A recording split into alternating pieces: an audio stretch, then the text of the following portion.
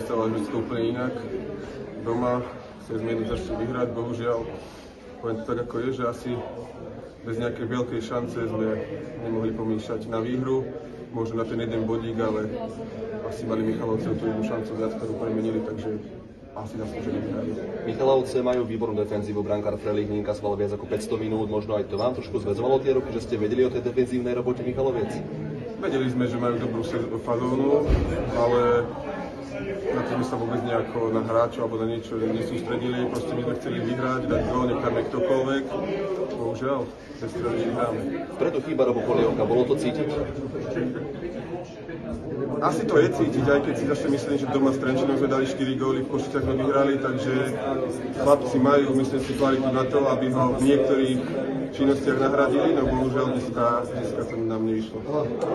Z našej strany dneska veľké sklamanie, lebo mňa hlavne mrzí, že sme do toho zápasu nedali takú emóciu, nedali sme do toho také nasadenie, ako sme si predstavovali, alebo ako to bolo v predchádzajúcich zápasoch, alebo ako tréner spomenul v tom zápase s Trenčínom. Takže dneska toto ma naozaj mrzí, že sme nedokázali sa viac pobiť, o to viac sa dostávať do šancí, viac byť možno trpezliví a boli sme v tých situáciách, do ktorých sme sa chceli dostať, sme boli zbrkli a tie situácie na to, aby sme sa dostali do šance a dali nejaký gól, tak dneska ich bolo strašne málo alebo minimum a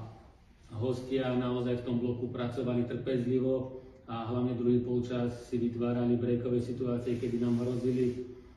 a toto bol základ toho, že dneska my z tohto zápasu ideme ako porazení.